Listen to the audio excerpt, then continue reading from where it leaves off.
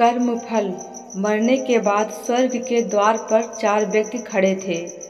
इन 4 व्यक्तियों में पहला राजा था, दूसरा एक बिजनेसमैन था, तीसरा पंडित था और चौथा एक आम आदमी था।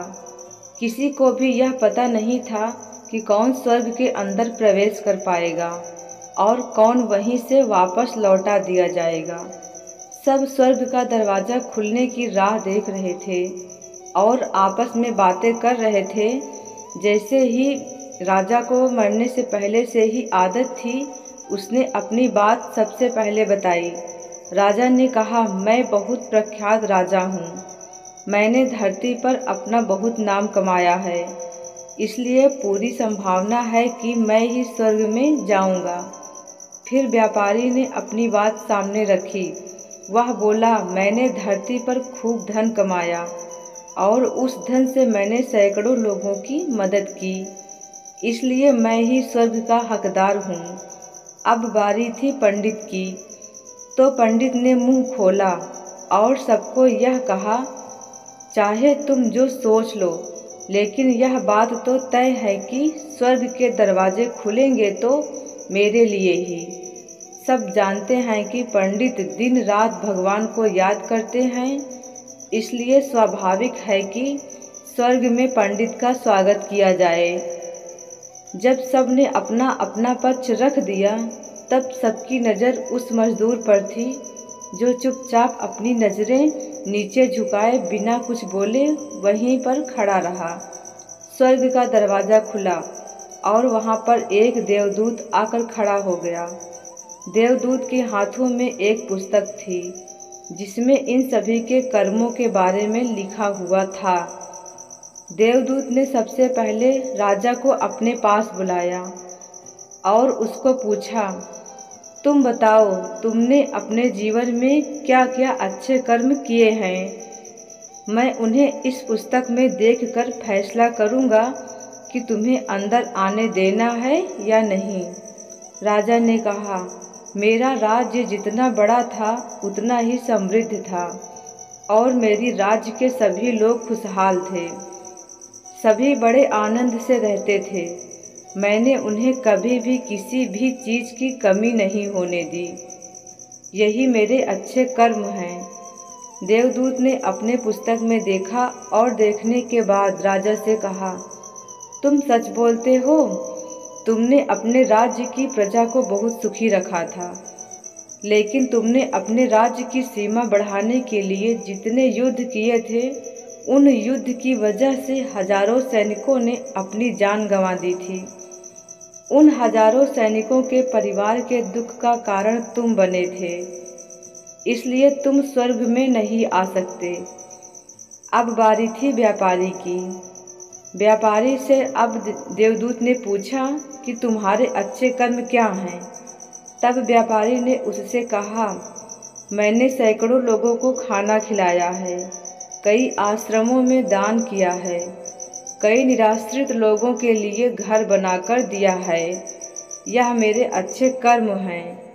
देवदूत ने फिर से अपने पुस्तक में ध्यान से देखा और देखने के बाद व्यापारी से कहा, तुम्हारा कहना भी ठीक है कि तुमने बहुत दान धर्म किया है, लेकिन यह दान धर्म तुमने जिन पैसों से किया है, उन पैसों को कमाने के लिए तुमने ना जाने कितने झूठ बोले हैं, कितनी हेरा फेरी की है और कितनी मिलावटें की है, इसलिए तुम स्वर्ग में भी नहीं आ सकते।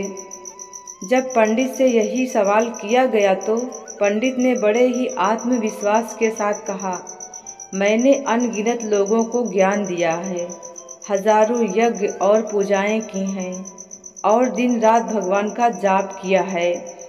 इससे अच्छे कर्म और क्या हो सकते हैं। देवदूत ने अपनी पुस्तक के अंदर झांक कर देखा और पंडित से कहा, आपने जितने भी लोगों को जो भी ज्ञान दिया है, उन बातों पर खुद कभी अमल नहीं किया। आपने यज्ञ पूजा या भगवान का नाम निस्वार्थ भाव से कभी नहीं किया, इसलिए आपका भी स्वर्ग में आना प्रतिबंधित है। मजदूर यह सब देखकर हैरान था। वह अब तक जिन्हें महान समझता आ रहा था, उनकी व्याख्या स्वर्ग के दरवाजे पर आकर बदल गई। धरती पर जिन कर्मों को अच्छा समझा जाता है, उनका यहाँ पर कोई मूल्य नहीं था। यमदूत ने जब इस मजदूर को अपने पास बुलाया और इससे पहले कि वह उससे उसके अच्छे कर्मों के बारे में पूछता, मजदूर बोल पड़ा, प्रभु, मैं जानता हूँ कि मैं भी स्वर्ग में आने के लायक नहीं हूँ, लेकिन मैं फिर भी एक बार बाहर से ही स्वर्ग को झांक कर देखना चाहता हूँ। बस इससे ज़्यादा मेरी कोई इच्छा है ही नहीं, क्योंकि ऐसी इच्छा पालने के लिए मैंने जीवन में कुछ भी नहीं किया है। मैं पूरा दिन मेहनत करता और जो भी पैसे कमाता उन्हें अपने परिवार के पालन पोषण में खर्च कर देता, इसलिए दान धर्म के लिए कुछ बचता ही नहीं। लोगों की भला मैं क्या सेवा करता, क्योंकि काम के बाद जो थोड़ा सा समय मिलता उसको अपने ही बूढ़े माँ बाप की सेवा में बिता देता। और यह सब करने के बाद मैं कभी कभी मंदिर भी चला जाता और भगवान से जैसा भी मुझे दिया है उस जीवन के लिए धन्यवाद कहता।